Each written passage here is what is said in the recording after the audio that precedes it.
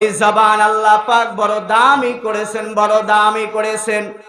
এই জন্য আল্লাহ বলেন মানুষের জবানের বড় দাম, এই জবানের বড় দাম। এই জবান দ্বারা মানুষ ভেবে চিন্তে কথা বলবে।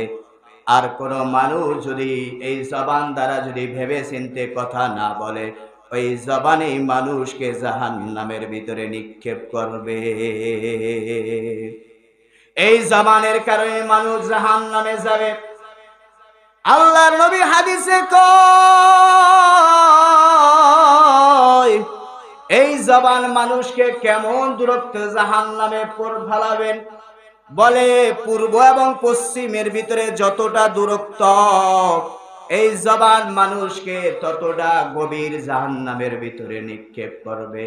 এই জবানের কারণে মানুষ জাহান্নামের ভিতরে প্রবেশ করবে। আল্লাহর নবী বলেন এই জবান দ্বারা মানুষ এমন কিছু বাক্য মানুষ বলে থাকে, যেই বাক্যগুলো দ্বারা মানুষ আল্লাহ বড় সন্তুষ্ট হন।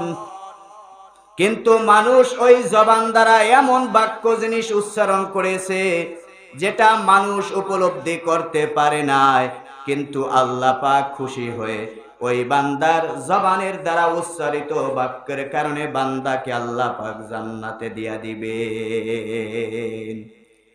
আল্লাহ নবী এরপরে বলেন মানুষ আবার জবান থেকে এমন কিছু বাক্য বের করেন, এমন কিছু কথা বের করেন, যেই কথার দ্বারা আল্লাহ পাক ওই বান্দার প্রতি নারাজ হয়ে যান। আল্লাহ পাক ওই বান্দার প্রতি অসন্তুষ্ট হয়ে যান।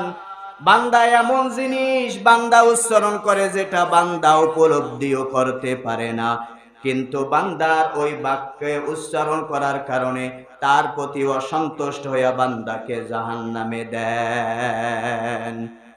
এই জন্য বান্দার জবানের উচ্চারণ এমন সময় বান্দা এমন জবান দ্বারা উচ্চারণ করে যেটা বান্দার প্রতি আল্লাহ অসন্তুষ্ট হয়ে যান। এই জন্য জবানের বড় দাম। এই জবানকে আমাদেরকে সঠিক কাজে ব্যবহার করতে হবে, ভালো কাজে ব্যবহার করতে হবে।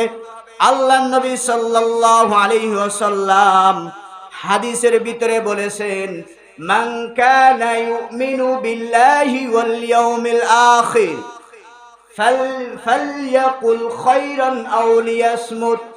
আল্লাহর নবী বলেন বান্দা তোরা যারা আল্লাহ এবং আমির রাসূলের প্রতি ঈমান এনেছো,